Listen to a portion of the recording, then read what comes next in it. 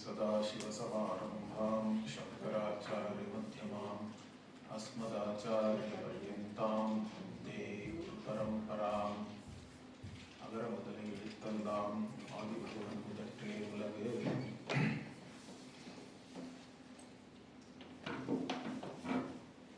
நம்ம இப்போ திருக்குறள் பார்ப்போம். இதுல அறத்துப்பாலிலிருந்து 108 திருக்குறள் ஒண்டி அதுலேருந்து எடுத்து வேதாந்தமா இருக்கிற குறள்கள், இல்லாட்டா வேதாந்தம் படிக்கணும்னு யாருக்கு ஆசை இருக்கோ அவங்களுக்கு போதனை செய்யறதுக்கு உகந்த குறள்களா நான் தேர்ந்தெடுத்திருக்கேன். 108 அது உங்களுக்கு ஏற்கனவே இப்ப நான் அமைச்சிருக்கேன், பாருங்க. இந்த திருக்குறள் அப்படின்றதே பெயர் காரணம் பார்த்தோம்னா, திரு அப்படின்னா அது ஒரு சிறப்பான எது இருந்தாலும் அதை திருன்னு சொல்றோம். திருன்றதுக்கு வேதம்ன்ற ஒரு அர்த்தமும் இருக்கானா, அது நம்ம தெரிஞ்சுக்கணும். வேதத்துல சொல்லியிருக்கிறது தான் இதுலயும் சொல்லியிருக்கு அப்படின்றது ஒரு முக்கியமான விஷயம். திருக்குறள் அப்படின்னு எடுத்துனோம்னா, குறள்னா குறுகிய ஒரு பா அப்படின்றதுனால அதை குறள்னு சொல்றோம். நம்மளுடைய இலக்கியங்கள் எடுத்துனோம்னா சம்ஸ்கிருதத்திலையும் சூத்திரம்னு சொல்றோம். சிலதெல்லாம் மிகவும் குறுகிதான் இருக்குது.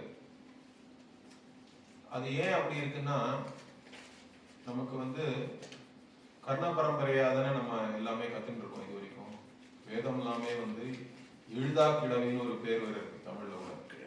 அது எழுதக்கூடாது, ஆனா கேட்டு கேட்டு கேள்வி வழியாதான் அதை கத்துட்டு அது திருப்பியும் அடுத்த தலைமுறைக்கு அதை சொல்லி கொடுத்து இந்த மாதிரிதான் நமக்கு வந்திருக்கு.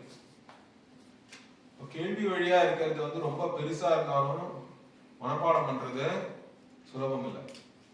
அதனால்தான் எல்லாத்தையும் குறுக்கி எதை உன்னால ஒரு சில வார்த்தைகள்லயே சொல்ல முடியுமோ அதுக்கு பல வார்த்தைகளை யூஸ் பண்ணா அது சரியில்லைன்னு திருக்குறள்லயே ஒரு குறள் இருக்கு எனக்கு தெரிஞ்சு. ஆனா சரியா அந்த குறள் என்ன கோட் பண்ற அளவுக்கு எனக்கு ஞாபகம் இல்லை. அந்த மாதிரி திருக்குறள் 1.25 அடியிலேயே அவர் பல விஷயங்களை சொல்லிடுறார்.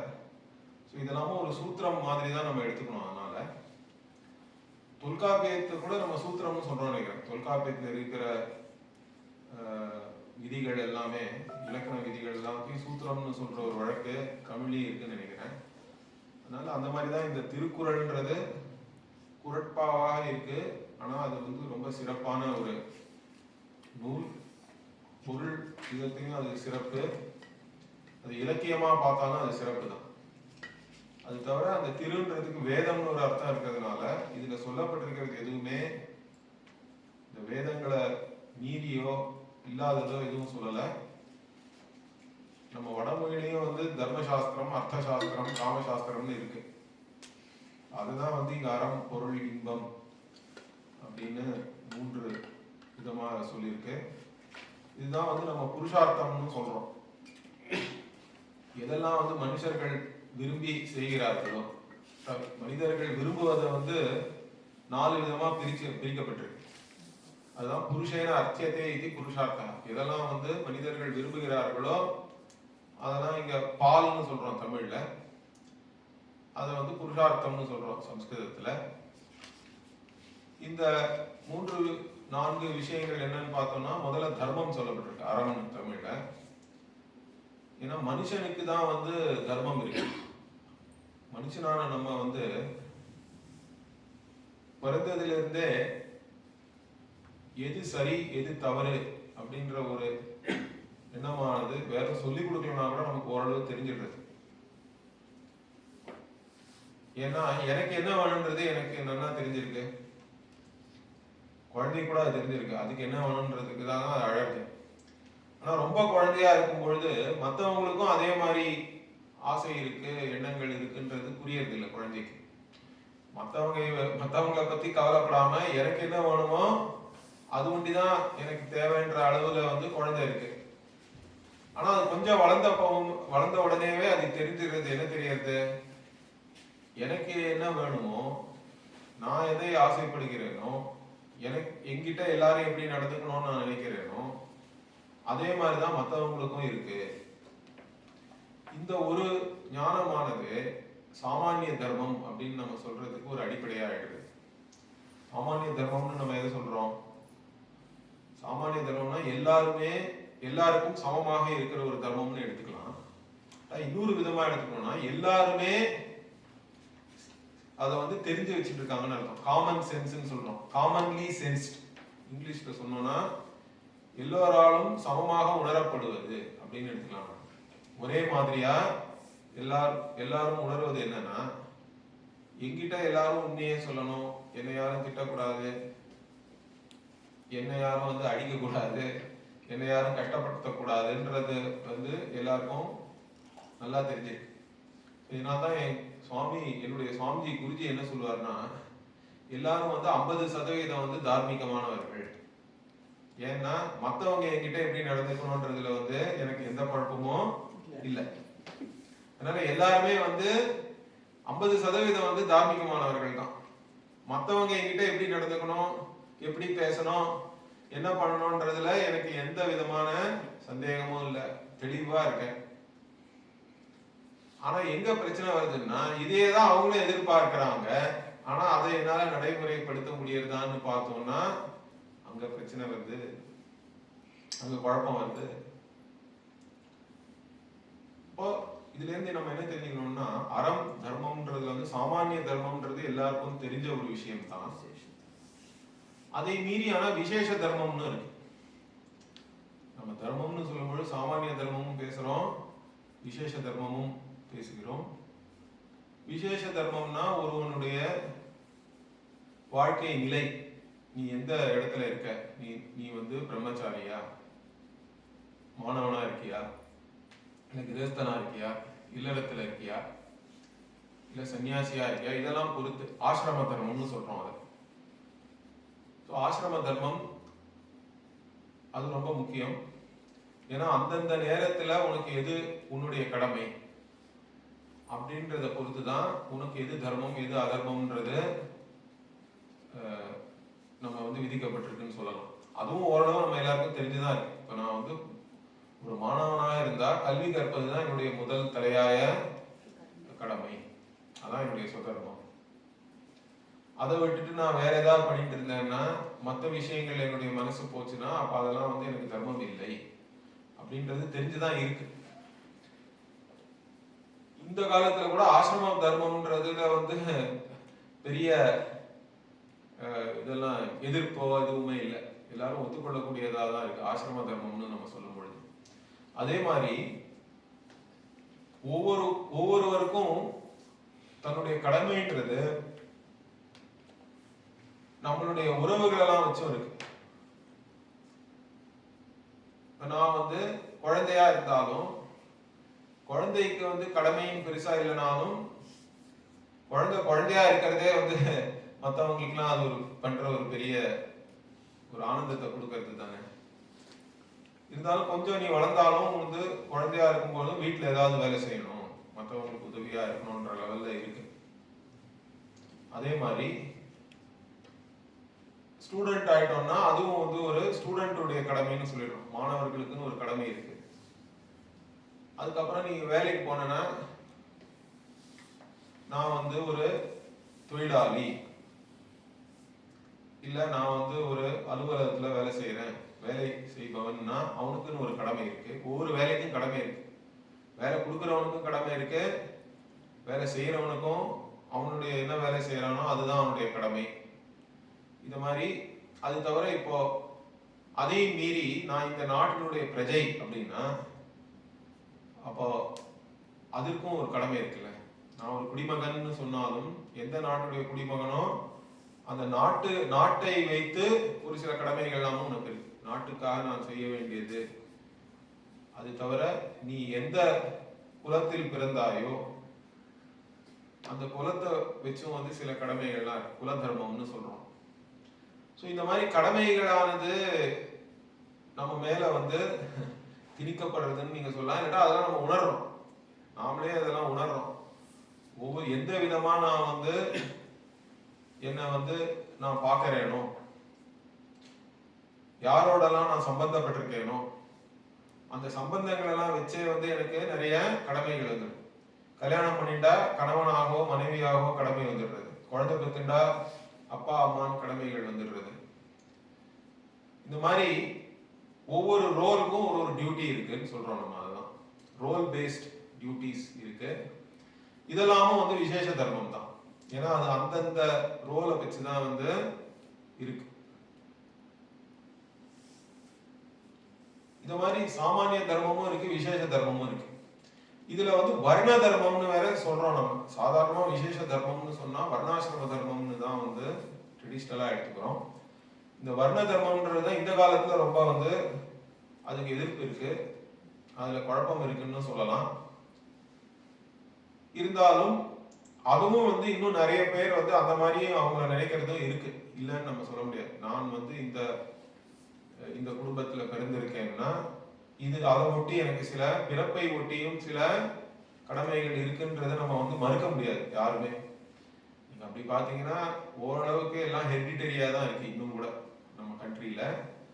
ஸோ அதனால பிறப்பை ஒட்டியும் சில கடமைகள் இருக்குன்னு நம்ம சொல்றது வந்து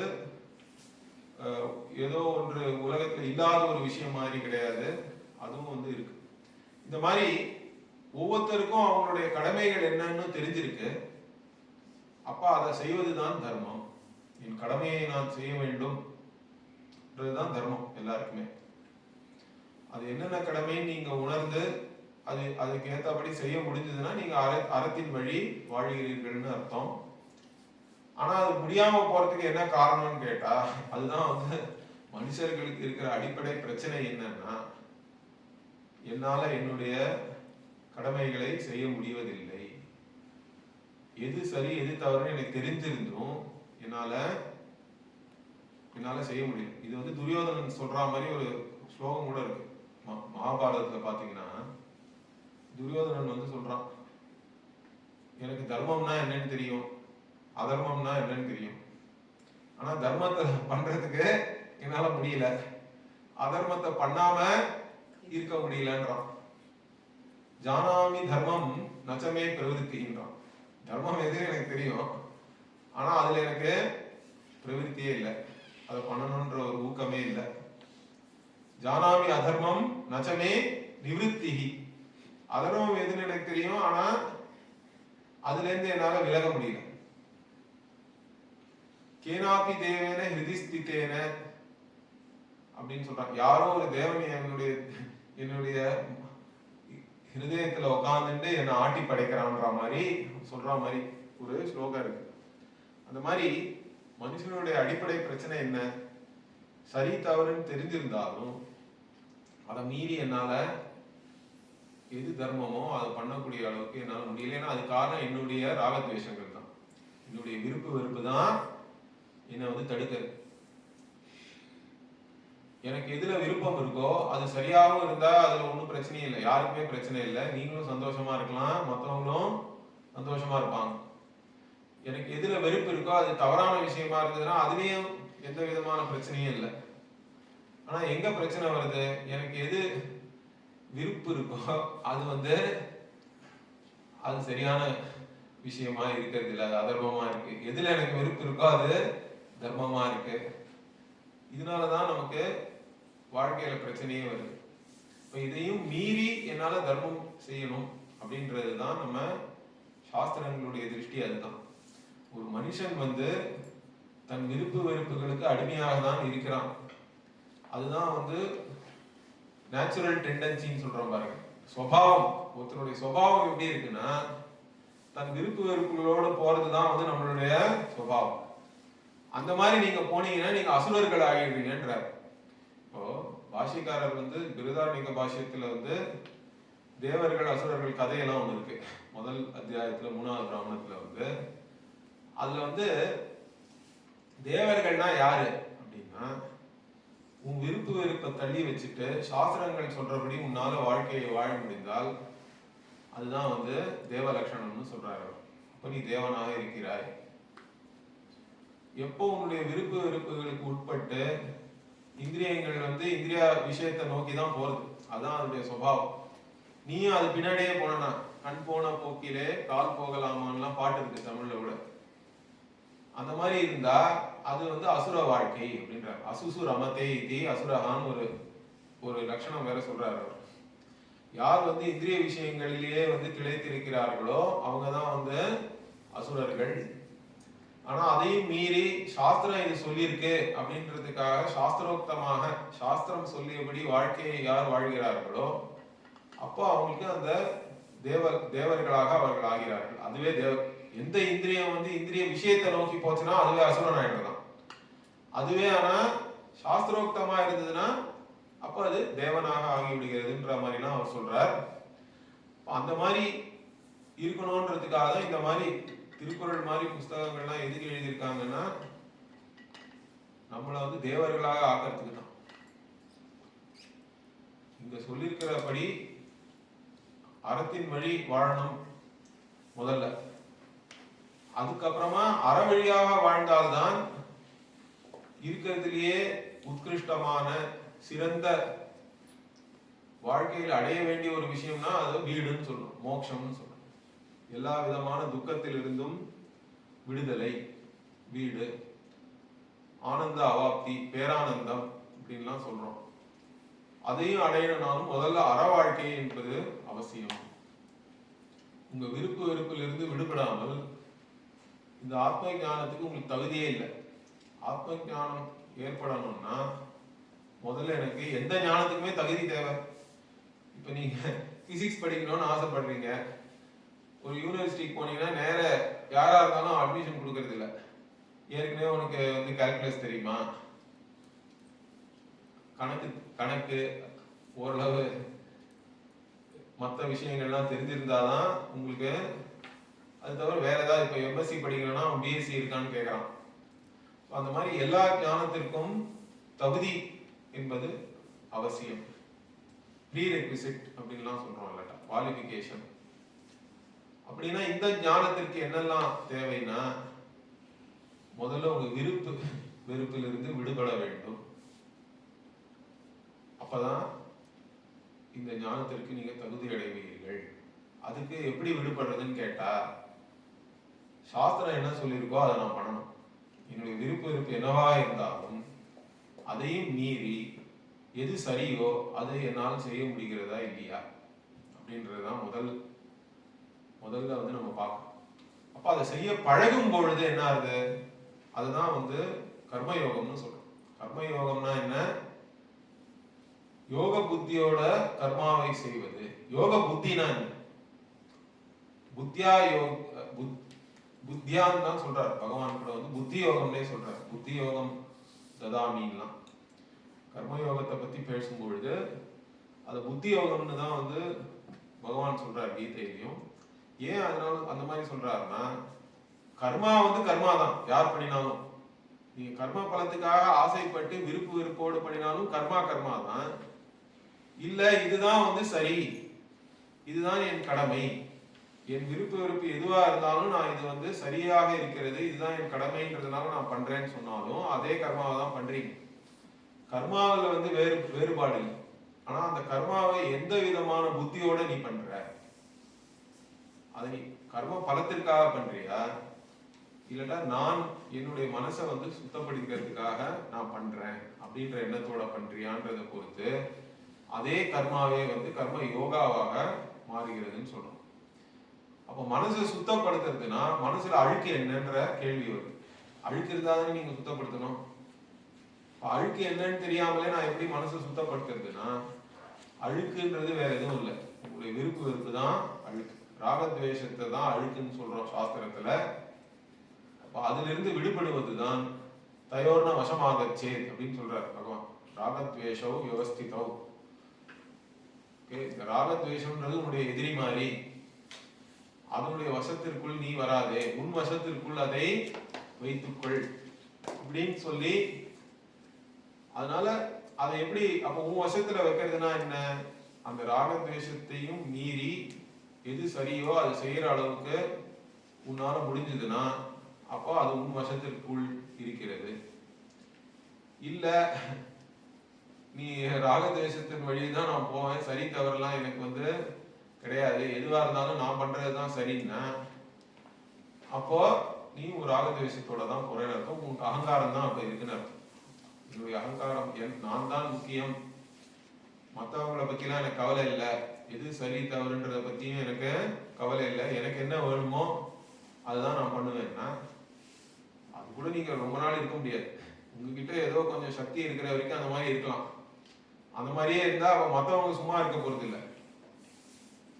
ராவணன் மாதிரி ஆட்கள் நாமே கூட கடைசியில் அழிஞ்சுதான் போனோம். அதனால சோ நான் தான்ற ஒரு அகங்காரத்தோட சரி தவறு எதுன்றத பத்தி கவலைப்படாம மொத்தம் இருந்தாலும் பிரச்சனை தான். எனிவே சோ இப்ப இதுல அதனால இந்த அறத்துப்பால் அப்படின்றது முக்கியம் நமக்கு. முதல்ல மோட்சம், வேதாந்தம் மோட்சம்னு நம்ம பேசினாலும் முதல்ல தர்மத்தின் வழி வாழ வேண்டியது மிகவும் முக்கியமானது. அதனாலதான் இங்க அறத்துப்பாலுக்குள்ளேயே வந்து திருவள்ளுவர் மோட்சத்தை பத்தி மெய் உணர்தல்லாம் ஒரு அதிகாரம் இருக்கு கடைசியில. அறத்துப்பாலுடைய கடைசியில துறவரத்தை பத்தியும் பேசிட்டு மெய் உணர்வை பத்தி எல்லாம் அவர் பேசுறார். அதுதான் வந்து வேதாந்தம் தான் அங்கெல்லாம் இருக்கு. இதுல வந்து ஒரு சில விஷயங்கள், மற்ற விஷயங்களும் நம்ம பார்க்கணும் திருக்குறளை பொறுத்த வரைக்கும். ஏன்னா ஏற்கனவே இங்க ஒரு சில பிரச்சாரங்கள்லாம் போயிட்டு இருக்கு. திருக்குறள் தனி, தமிழருடைய வாழ்க்கை தனி, இதுக்கும் சம்ஸ்கிருதத்துக்கும் சம்மந்தம் இல்லை, வேதத்துக்கும் சம்மந்தம் இல்லைன்ற மாதிரிலாம். அது எதுவுமே வந்து உண்மை இல்லை. யார் திருக்குறளை படித்தாலும் உங்களுக்கு தெரியறது என்னெல்லாம் விஷயம் அவர் சொல்லியிருக்காரு. முதல்ல வந்து கடவுள் வாழ்த்தோட தான் ஆரம்பிக்கிறார். ஏன்னா கடவுள், இறைவன், படைத்தவன் அந்த மாதிரிலாம் நம்ம பார்த்தோம்னா இது எல்லாத்தையும் திருக்குறள்ல வந்து ஒத்துட்டு தான் அவர் ஆரம்பிக்கிறார். ஜெகத்காரணம்னு ஒண்ணு இருக்கு. ஏன்னா நான் இருக்கேன், உலகம் இருக்குன்றதுல யாருக்கும் மறுக்கிறதுக்கு ஒண்ணும் இல்லை. எல்லாருக்கும் வந்து அந்த அனுபவம் இருக்கு. நான் ஒருத்தன் இருக்கேன், என்னால் உணரப்படுகிற உலகம் என்று ஒன்று இருக்கு. ஆனா இது எல்லாத்துக்கும் காரணமாக ஒரு வஸ்து இருக்கா இல்லையா அப்படின்ற கேள்வி இருக்கு. அதுல வந்து யாருக்கும் எல்லாருக்கும் ஒரே விதமான எண்ணம் இல்லை. அப்போ திருக்குறளான இந்த மாதிரி ஜெகத்துக்கு ஒரு காரணம் இருக்கிறது, அதை ஒத்துட்டு தான் வந்து கடவுள் வாழ்த்தும் எழுதியிருக்கார். அதுல இன்ஃபேக்ட் கடவுளை வந்து கடவுளை எப்படியெல்லாம் வணங்க வேண்டும், அந்த மாதிரி பண்ணா அதனுடைய பலன் என்ன, இதை பத்தி எல்லாமும் திருவள்ளுவர் பேசியிருக்கார். அதே மாதிரி இன்னொரு விஷயம் என்ன, நான் சொன்ன மாதிரி நான் என்பது இந்த உடல் தானா, இல்ல இந்த உடலை விட்டு வேறானதாக நான் என்று ஒன்று இருக்கிறதா இல்லையா. தேக வெத்திரிக்த ஆத்மான்னு சொல்றோம் சம்ஸ்கிருதத்தில்.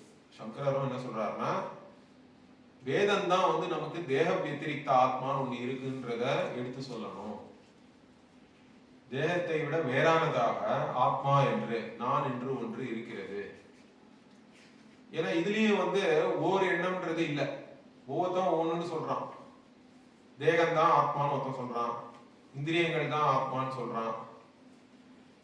அந்த ஆத்மாவுடைய அளவு வந்து தேக பரிமாணம்னு ஒருத்தன் சொல்றான், இன்னொருத்தன் அணு பரிமாணம்ன்றான். ரொம்ப சிறியதாக உடலுக்குள்ள எங்கேயோ ஒரு இடத்துல அணுவாக உட்கார்ந்துட்டு இருக்கு ஆத்மா. இத மாதிரி பல விதமான கருத்துக்கள் இருக்கு. ஆத்மான்னு ஒண்ணு கிடையவே கிடையாதுன்றான் அவன் வந்து, எல்லாமே சூன்யம், நைராத்மியம் அப்படின்றாங்க. இதுல எது உண்மை? இவ்வளவு விதமான கோட்பாடுகள்லாம் வந்து இருக்கு அப்படின்னா கடைசியில வேதத்துலதான் நம்மலாம் வந்து வைதிகர்களா இருக்கோம், ஆஸ்திகர்களா இருக்கோம்னா வேதத்துலதான் நம்ம சரணடையணும். வேதம் என்ன சொல்றதுன்னா தேகத்தை விட வேறானதாக ஆத்மான்னு ஒண்ணு இருக்கு. முதல்ல தேகம் வெத்திரிக்த ஆத்மா. அதையே திருக்குறள்ல நிறைய இடத்துல உயிர் உடல்லாம் அவர் பேசுறாரு. இப்போ உயிர் என்று ஒன்று உடலை தவிர வேறானதாக இருக்கு அப்படின்றது யார் திருக்குறள் படிச்சாலும் எல்லாருக்கும் தெரியும். அதுலயும் வந்து அதுல வந்து ஆராய்ச்சி பண்ணி அது இல்லைன்னு சொல்ற மாதிரி இல்லை. அதுக்கப்புறம் இன்னொரு விஷயம் என்ன, சரி உடலை தவிர வேறானதாக ஆத்மா இருக்கு, இந்த ஆத்மாவனால இன்னொரு உடலை எடுத்துக்க முடியுமா முடியாதான்ற ஒரு கேள்வி வருது.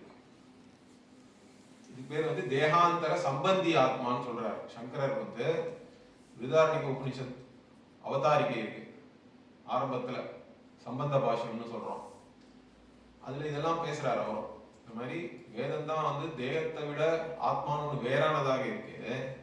அந்த ஆத்மாவனால இன்னொரு தேகத்தையும் போய் எடுத்துக்க முடியும் அப்படின்றது வேதம் தான் சொல்லணும்.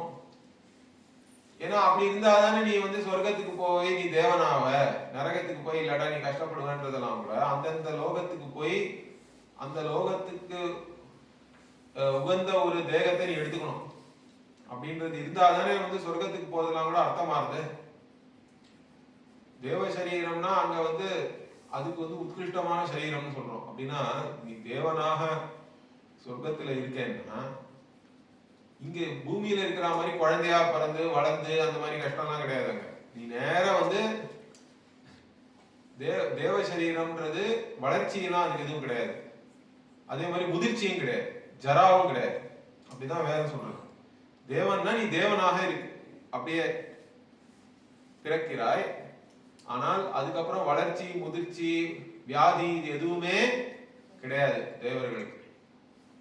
அதனாலதான் அவர்களை வந்து அதையும் ஒரு விதத்துல அமிர்தத்துவம்னு சொல்றோம். தேவனாக ஆகிறதே வந்து அது வந்து ஒரு அமரண நிலையை அடையிறதுன்னு. ஏன்னா அங்க மரணம் கூட எப்படின்னா இந்த மாதிரி வயசாகி கஷ்டப்பட்டு சாவெல்லாம் கிடையாது. உன் புண்ணியம் முடிஞ்சதுன்னா அங்கேயிருந்து மறைஞ்சிடுவா, அவ்வளவுதான். அந்த மாதிரிதான் வந்து வேதம் சொல்றது. அப்படின்னா நான் வந்து அந்த மாதிரி ஒரு சரீரத்தை எடுக்கணும் அப்படின்னா இந்த ஆத்மாவுக்கு வேறு சரீரத்தோட சம்பந்தம் ஏற்படணும். இதுவும் வேதம் தான் சொல்லணும். இது கீதாவும் இதே சொல்றது. எப்படி இந்த ஒரு சட்டை கிழிஞ்சு போச்சுன்னா அதை தூக்கி போட்டு வேற சட்டை போட்டுக்கணும். கரெக்டா? வாசாம்சி ஜீர்ணானி யதா விஹாய நவானி கிருண்ணாதி நரோபராணி ததா ஷரீராணி விஹாய ஜீர்ணானி அந்யானி சையாதி நவானி தேகின்றார் பகவான். அது எப்படி சட்டையை தூக்கி போட்டுடுறோமோ அந்த மாதிரி இந்த உடலும் வந்து ஜீர்ணம் ஆயிடுச்சுன்னா என்ன, உடல் வந்து வயசாகி வியாதியெல்லாம் வந்து கிழிஞ்சு போன சட்டை லெவலுக்கு வந்துடுது அப்படின்னா அதை நம்ம எதுக்கு வச்சுக்கணும்? கொஞ்சம் வயசாயிட்டாலே எல்லாருடைய பிரார்த்தனையும் மாறிடுது. முதல்ல என்னெல்லாமோ கேட்கறோம் பிரார்த்தனை பண்ணி, கடைசியில என்ன பிரார்த்தனை பண்றாங்க? கடைசியில பாத்தீங்கன்னா பிரார்த்தனையே வந்து மரணத்துக்கு தான் இருக்கு. அதுவும் எப்படி வினா தைன்யேன ஜீவனம் அப்படின்னு ஒண்ணு இருக்கு. தீனம் இல்லாத ஒரு ஜீவனம் வேணும். கஷ்டப்பட்டு மற்றவங்களுடைய எல்லாம் தானும் கஷ்டப்பட்டு மற்றவங்களையும் கஷ்டப்படுத்தி மற்றவங்களெல்லாம் நம்பி இல்லாம கடைசி வரைக்கும் நான் வந்து ஒழுங்கா இருக்கணும், அது ஒரு பிரார்த்தனை.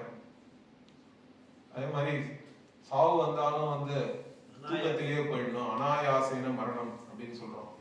வினா தைன்யேன ஜீவனம் தேஹி மே கிருபையா சம்போ. ஏ சம்போ நீ இதெல்லாம் எனக்கு கொடு. அது தவிர தொய் பக்தி மச்சன் சலாம்னு வேற சொல்றோம். உண்மையில் எனக்கு திடமான பக்தி, நிலையான பக்தி. அச்சஞ்சல பக்தினா நிலையான பக்தியை கொடு. அதனால எனக்கு வந்து ஆயாசம் இல்லாத மரணம், தைன்யம் இல்லாத ஜீவனம் வேண்டும் அப்படின்லாம் பிரேயர் ஒரு காலத்துக்கு அப்புறம். இருந்தாலும் இதுல இருந்தெல்லாம் என்ன தெரியறதுன்னா தேகத்தை விட வேறானதாக ஆத்மா இருக்கு. அதே மாதிரி இந்த ஆத்மா இந்த தேகம் போனாலும் வேற ஒரு தேகத்தை எடுத்துட்டு புனர்ஜென்மம்னு ஒண்ணு இருக்கு. இந்த விஷயமும் வந்து நிறைய இடத்துல வருது. திருக்குறள்ல வந்து மறுபிறவியை பத்தி எல்லாம் அவர் பேசுறார், ஊழலை பத்தி எல்லாம் பேசுறார். அடுத்தது என்னன்னா, இப்ப இந்த மறுபிறவி எப்படி வருது அப்படின்ற கேள்வி வந்ததுன்னா பாவ புண்ணியத்தினால நம்ம சொல்லி ஆகணும். நம்ம என்ன கர்மா எங்க பண்றோமோ அந்த கர்மாவை வச்சுதான் பாபம் மிகுதியாக இருந்தால் அது ஒரு விதமான மறுஜென்மம் வருது. அதை பத்தி அவர் சொல்றாரு. அப்ப நரகத்துல பிறப்பாய், நீ ஒழுக்கத்தோட வாழலன்னா உனக்கு வந்து நீ வந்து நரகத்துக்கு போறதுக்கு வாய்ப்பு இருக்குன்னு அவர் சொல்றாரு. அதே மாதிரி ஒழுக்கத்தோட நீ வாழ்ந்தால் புத்தேழு உலகம்லாம் சொல்றாரு. அப்படின்னா நீ தேவலோகத்துக்கு போவ. இந்த மாதிரிலாம் திருக்குறள்லயே இருக்கு. மறுபிறவியை பத்தி சொல்றார். அது தவிர ஊழ்வினை அதை பத்தி பேசுறதுனால கர்மான்னு நம்ம சொன்னாலே பாவ புண்ணியம், இதை பத்தியும் வந்து அவர் ஒத்துக்கிறார். இதெல்லாம் வந்து எல்லாமே வந்து வேதாந்தம் இதுக்குள்ள இருக்கிற கருத்துக்களிலே தான் வந்து திருவள்ளுவரும் பேசுறாரு. இதுல பாத்தீங்கன்னா அதுக்கப்புறம் இது எல்லாத்திலிருந்து விடுதலை, இந்த பிறப்பு இறப்புன்ற இந்த சக்கரத்திலிருந்தே விடுபடுவதுதான் மோட்சம். அதை பத்தியும் அவர் பேசுறார். வீடு மெய் உணர்தல்லாம் நான் சொன்னேன். வீடு பேருன்னு சொல்லும் பொழுது என்ன சொல்றார், இந்த பிறப்பே இல்லாமல் பிறவி இல்லாத ஒரு நிலையை நான் அடைய வேண்டும், அதுக்கு ஒரு விதமான அறிவு எனக்கு தேவை. அதை பத்தியும் பேசுறார். அது எப்படி வரும்னு கேட்டா, அது வந்து ஒரு அறிவினாலதான் வருது, ஞானத்தினாலதான் மோட்சம்ன்றதையும் அவர் சொல்றார். மோட்சம் அடைவதற்கு என்ன காரணம்னு கேட்டா, மோட்ச காரணம் என்னன்னா அது வந்து அறிவு தான் காரணம், ஞானம்தான் காரணம். இதுவும் அவர் சொல்றார். இதுல இருந்துலாம் என்ன நமக்கு தெரியுதுன்னா, திருக்குறள் அறத்துப்பால், பொருட்பால், காமத்துப்பால் இது எல்லாமே வந்து நம்ம சாஸ்திரத்துக்கு வேறானதான ஒன்றே கிடையாது. எல்லாமே இந்த தர்மசாஸ்திரம், அர்த்த சாஸ்திரம், காமசாஸ்திரம்னு சொல்றோம். அதே மாதிரி இந்த அறத்துப்பாலுக்குள்ள மோட்ச சாஸ்திரமும் வேற இருக்கு. அது தவிர நிறைய இடத்துல பாத்தீங்கன்னா இந்த தவம் பண்றது, இதை பத்தி நாம அவர் பேசுறார். தானம் பண்றது, வேள்வியை பத்தியும் பேசுறார், யஜ்ஞம் பண்றதெல்லாம். நம்மளுடைய வைதிக கலாச்சாரத்துல பாத்தீங்கன்னா யஜ்ஞதான தபகர்ம நத்தியாஜ்யம்லாம் பகவான் சொல்றார். யஜ்ஞம், தானம், தபஸ் இது மூணும் வந்து யாரும் விடாமல் செய்ய வேண்டிய கர்மா. இதெல்லாம் யாரா இருந்தாலும் யஜ்ஞம், தானம், தபஸ் இது மூணும் பண்ணணும். அது வழியா தான் நம்ம சித்த சுத்தி வரும். அது மூலமா தான் இந்த ஞானத்தை பெறுவதற்கான தகுதி வந்து நமக்கு வரும். இதே தான் வந்து திருவள்ளுவரும் பேசுறாரு, நம்ம பார்ப்போம் அதெல்லாம். இதுல இருந்துலாம் நமக்கு என்ன தெரியாது, திருக்குறளும் வேதாந்தமும் வேறல்ல. திருக்குறளை வச்சே நம்ம வந்து வேதாந்தமும் சொல்லிக் கொடுக்க முடியும். இதையே தான் இப்ப வந்து இந்த திருவள்ளுவ மாலைன்னு மாங்குடி மருதனார் எழுதியிருக்கார். அதுல வந்து அழகா ஒரு செய்யுள் இருக்கு. இது இங்க இருக்கு. ஓதற்கு எளிதாய் உணதற்கு அரிதாகி. ஆமா, அது தவிர வேத பொருளாய் மிக விளங்கி.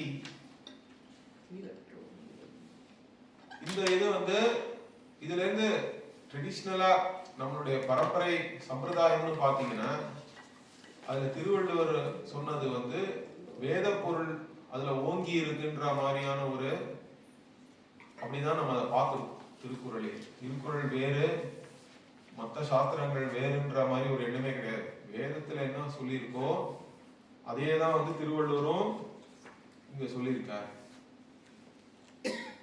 அதுதான் வந்து வள்ளுவர் வாய்மொழி மாண்பு எல்லாம் சொல்றாரு. வள்ளுவர் சொன்னதுல சிறப்பு என்னன்னா, இதுதான் வந்து சிறப்பு. அது சொல்றதுக்கு ஈஸியா இருக்கு, ஏன்னா ரெண்டு வரி கூட இல்ல, அதனால மனப்பாடம் பண்ணிடலாம்.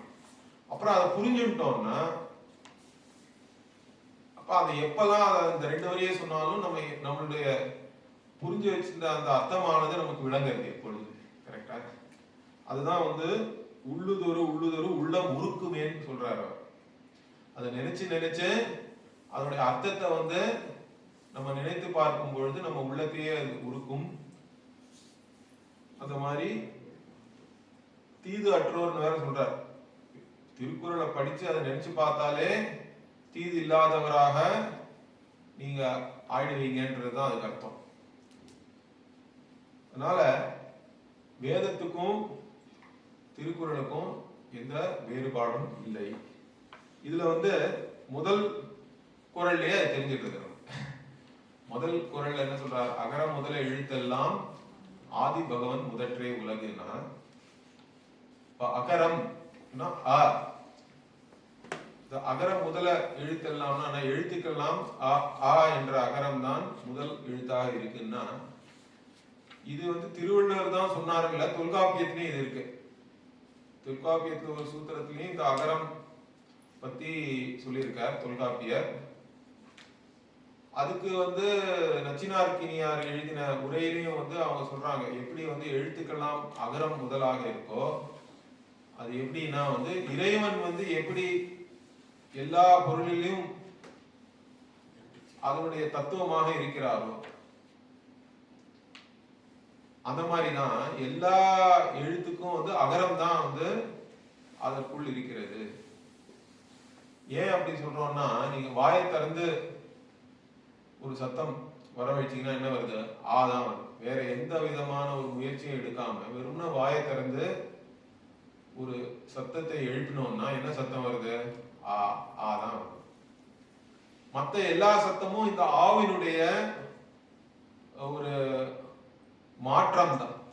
ஆ தான் மருவி மற்ற சத்தங்களா வருது. எப்படின்னா கா அப்படின்னு நீங்க சொன்னீங்கன்னா, ஆ வந்து இந்த கழுத்துக்கிட்ட நீங்க இன்னும் பிரயத்தனம் கொடுக்கணும். சம்ஸ்கிருதத்துல என்ன சொல்றோம்னா பாஹ்ய பிரயத்தனம், ஆந்திர பிரயத்தனம்லாம் சொல்றோம். சிக்ஷா சாஸ்திரம்னு இருக்கு சம்ஸ்கிருதத்துல. அதுல என்ன சொல்றோம்? இங்கேருந்து வர சத்தம் க க க க ங, இந்த 5 சத்தமும் கண்டியம்னு சொல்றோம் சம்ஸ்கிருதத்துல. இந்த கண்டியமாக வரக்கூடிய சத்தம்லாம் எப்படி வருதுன்னா ஆதான். ஆனா இந்த இடத்துல கண்டத்துல வந்து நீங்க ஒரு ஒரு அந்த இடத்துல ஒரு பிரயத்தனம் பண்றீங்க. இந்த இடத்துல இந்த அடித்தொண்டையில நீங்க 2 இடத்துல தொட்டீங்கன்னா அந்த ஆவே வந்து காவார். அதே கொஞ்சம் மிருதுவா சொன்னீங்கன்னா காவாய். காவை வந்து கா கா. அப்புறம் நிறைய அல்ப பிராணம் மகா பிராணம்னு சொல்றோம். தமிழ்ல அது கிடையாது. சம்ஸ்கிருதத்துல நம்ம வந்து அல்ப பிராணம் மகா பிராணம்னு வேற சொல்றோம். இப்ப கா அப்படின்னா அல்ப பிராணம். அதுக்கு என்ன அர்த்தம்னா காற்று கொஞ்சமாக வெளியே விடுறோம்னு அர்த்தம். அல்பமாக காற்றை வெளியே விட்டோம்னா கா, நிறைய காத்து விட்டோம்னா மகா பிராணம் கா க க. அதே மாதிரி க க அப்படின்ற ஒரு வேறுபாடும் இருக்கு. ஆனா இது எல்லாமே வந்து ஆ உடைய ஆ என்ற சத்தத்தினுடைய மாற்றம் தான். அதே மாதிரி இன்னும் கொஞ்சம் மேல வந்தீங்கன்னா வெவ்வேறு இடத்துல நீங்க என்ன மாதிரி வாய்க்குள்ளேயே பிரயத்தனம் பண்றீங்களோ அதுக்கேற்ற மாதிரி இந்த சத்தமானது ஆ தான் வந்து மாறிண்டே வருது. ஆ தான் வந்து மற்ற எல்லா விதமான எழுத்துக்களுடைய சத்தமாக இருப்பது ஆ என்றதுதான். வாய் மூடிட்டீங்கன்னா என்ன ஆகும்? ஒரே சத்தம் தான் வரும். அந்த ஆவே வந்து வாய் மூடியாச்சுன்னா ஸ்ருதி வேணா மாத்தலாம் அப்படின்லாம். ஆனாலும் அது உண்மைதான். எப்பவுமே வேற எந்த சத்தமும் பண்ண முடியாது. இதனால்தான் நம்ம சாஸ்திரத்துல என்ன சொல்றோம்னா எல்லா சப்தங்களும் ஆல இருந்து ஆரம்பிச்சு இம்முக்குள்ளதான். எல்லா மொழிகளில் இருக்கிற எல்லா வார்த்தைகளும் அதுக்குள்ளதான் இருக்கு. அப்படி பாத்தீங்கன்னா ஆக ஆரம்பிச்சு இம்முல முடிஞ்சிடணும் எல்லாம். அதனாலதான் ஓம்ன்றதும் இதே மாதிரியான ஒரு இப்படி பார்த்தோம்னா ஓம்னா அந்த ஊ மற்ற எல்லா சப்தத்துக்கும் ஊவை வச்சுக்கிறோம் லட்சணமா. ஆ நடுவுல இருக்கிற எல்லா சப்தத்துக்கும் ஊ. ஆவும் சேர்ந்து ஓ ஆயிடுறது. அந்த ஓம்ன்றது அதனால எல்லா சப்தத்தையும் குறிப்பது வந்து ஓம்காரம். அதே மாதிரி இங்க இருக்கிறது எல்லாமே வந்து இறைவன் தான். அதனால இறைவனுக்கு ஓம்காரமே வந்து ஒரு பிரதீகமாகிறதுன்னு சொல்றோம். சம்ஸ்கிருதத்துல பிரதீகம்னா அது வந்து சவுண்ட் சிம்பல்னு சொல்றோம். அது ஒரு வார்த்தையா கூட நம்ம பார்க்க வேண்டாம். வார்த்தைனா ஒரு மொழி அப்படின்னு வந்துடுறது. ஓம்ன்றது வந்து ஒரு சம்ஸ்கிருத மொழியில எழுதினோம்னா அவரக்ஷணேன்ற ஒரு அர்த்தத்திலேயே நம்ம பார்க்கலாம். ரக்ஷணேனா வந்து காப்பாற்றுபவர்னு அர்த்தம். காப்பாற்றுதல் அப்படின்ற அர்த்தத்துல அவன்ற ஒரு தாத்துல இருந்து ஓம்ன்ற வார்த்தை வந்ததுன்னு சொல்லலாம். அதை வார்த்தையா பார்த்தோம்னா. ஆனா அதை வார்த்தையா கூட பார்க்க வேண்டிய அவசியம் இல்லை. அது வந்து ஒரு சப்த வடிவாக இருக்கிற இறைவனை குறிக்கிற ஒரு சின்னம். ஓம்காரம்ன்றது சப்த வடிவமாக இருக்கிற ஒரு சின்னமா பார்க்கணும்.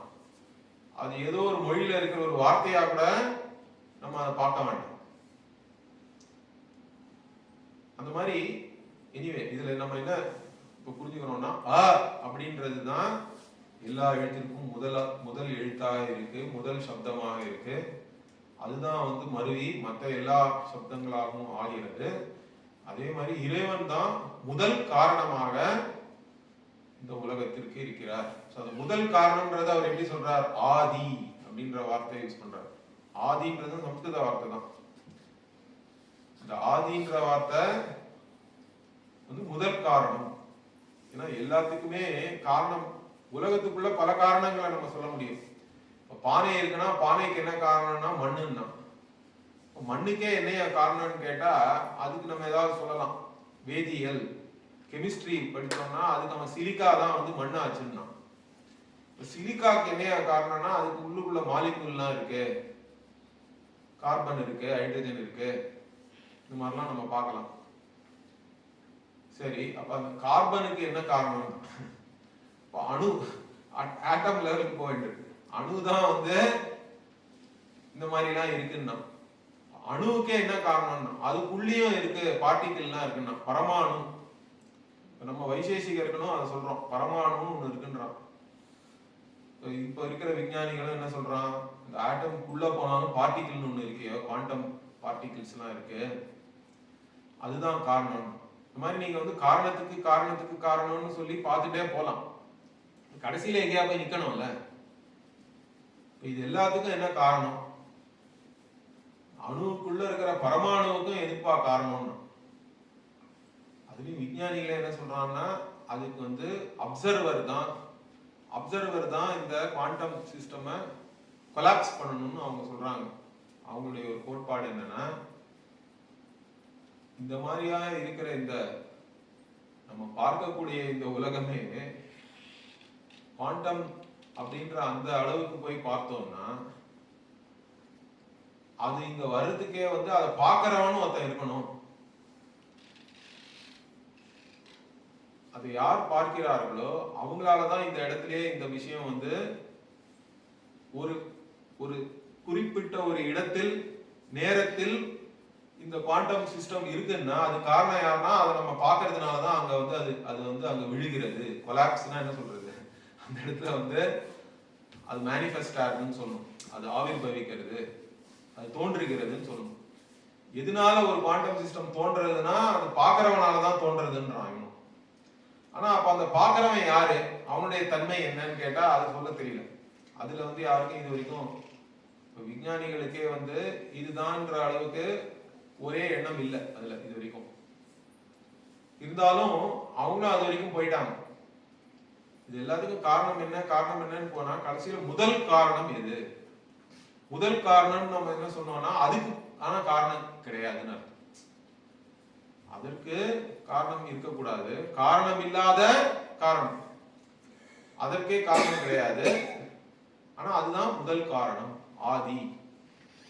இதே வந்து பகவான் சொல்றார் கீதையிலும், சர்வபூதாசே அகமாத்மா குடாகேஷ சர்வபூதாசே ஸ்திதஹ அகம் ஆதிஷ்ட மத்தியஞ்ச பூதானாம் அந்த ஏவச்சன்ற. அகம் ஆதிஹி அப்படின்றது பகவான் சொல்லியிருக்கார் கீதையில.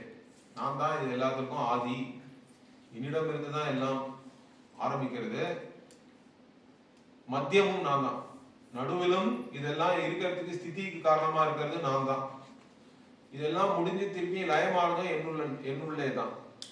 அகம் ஆதிஷ்ட மத்தியஞ்ச பூதானாம் அந்தமேவ சென்ற. பூதானாம்னா மகாபூதங்கள்னு எடுத்துக்கலாம், பஞ்ச மகாபூதம். இல்லாட்டா பூதம்னா வந்து எந்த ஒரு பிராணி, வாழ்கின்ற பிராணியை கூட வந்து நம்ம பூதம்னு சொல்லலாம். பீயிங், லிவிங் பீயிங், இருக்கின்ற பிராணிகள் எல்லாம் பூதங்கள் தான். பூதம்னா அந்த பேய் பூதம் அந்த மாதிரி கிடையாது. அதனால பகவான் அது தவிர பாருங்க, அதே இது வந்து 10வது சாப்டர் 20வது ஸ்லோகம் கீதையில அகமாத்மா குடாகேஷன்றது. இதுல வந்து ரமணரோட வேற இதுக்கு ஒரு சம்பந்தம் இருக்கு.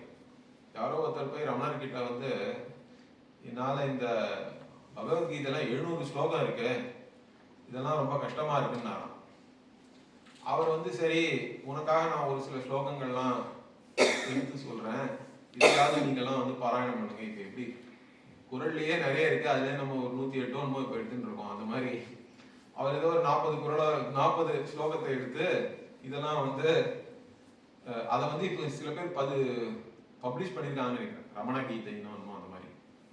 அது கூட வந்து ஒருத்தர் சொன்னாரா, இந்த 40 கூட என்னால முடியாது, ஏதாவது ஒண்ணு சொல்லுங்களேன்னாராம். அப்ப வந்து ரமணர் இந்த வருஷம் தான் சொல்லியிருக்காரு, இல்ல கீதையிலேயே வந்து முக்கியமான ஸ்லோகம் எதுனா அகமாத்மா குடாகேஷ சர்வபூதாசய ஸ்திதா. ஏன்னா இதுலயே எல்லாமே வந்துடுறது, முழுமையான வேதாந்த கருத்து எல்லாமே இந்த ஒரு ஸ்லோகத்துல வந்துடுறது. ஏன்னா பகவான் என்ன சொல்றாரு, நான் தான் ஆத்மா, நான் வேற ஏதோ வெளியில இருக்கிறதா நீங்க எல்லாம் நினைச்சிட்டு இருக்கீங்களே, அப்படி இல்லை. நான் தான் வந்து எல்லாருடைய ஆத்மாவாகவும் சர்வபூதாசய ஸ்திதகனா அர்த்தம். எல்லா பூதங்களுடைய ஹிருதயத்திலையும் நான் நான் என்ற எண்ணமாய் இருப்பதே நான் தான்றாரு. எல்லா இதயத்திலையும் ஆத்மாவாக இருப்பது யாருன்னா அது நான் தான், அது வேற யாரும் கிடையாது. அது மாத்திரம் இல்ல, இந்த வெளி உலகமும் நான் தான். உள்ள இருக்கிறது ஒண்டிதான் நான் தானா, அப்ப வெளியில இருக்கிறதுலாம் யாருன்னா அதுவும் நான் தான். இது எல்லாமே என்னிடத்தில் இருந்து வந்ததுதான், என்னாலதான் இதெல்லாம் இப்ப இருக்கு, என்னிடமே இதெல்லாம் மறைந்து விடும். இதுதான் அந்த ஸ்லோகத்துல சொல்றார். இங்கேயே நம்ம அப்படிதான் எடுத்துக்கணும். வெறும் ஆதின்னு சொன்னா ஆதி ஒண்டிதானான்னு எடுத்துக்கூடாது. இப்ப இருக்கிற இடத்துல பகவான் இல்லையான்னு கேட்டா ஆதியும் பகவான் தான், இப்ப இருக்கும் பொழுதும் பகவானா தான் இருக்கு, பகவான் தான் இருக்காரு உண்மையாக. ஏன்னா உலகம்ன்றது ஒரு தோற்றம் தான். எப்படி ஒரு தங்கத்துல வந்து நாம ரூபங்கள்லாம் தோன்றிருக்கிறதோ அந்த மாதிரிதான் இந்த உலகமானது இறைவனிடத்திலிருந்து தோன்றி இருக்கு. இப்பவும் ஆனா வந்து தங்கம் வந்து உங்களுக்கு மோதிரமானா என்ன, இல்லாட்டா வளையலானா என்ன, அது தங்கம் தங்கமா தான் இருக்கு. அப்போ தன்னுடைய இயல்பை விட்டு விட்டு அது வேறாக ஆகவில்லை. இதுதான் வந்து விவர்த்தம்னு சொல்றோம் சம்ஸ்கிருதத்தில். இப்போ திருவள்ளுவரே வந்து இந்த உலகத்துக்கு காரணமாக இருப்பது பகவான் அப்படின்னு சொல்றார்.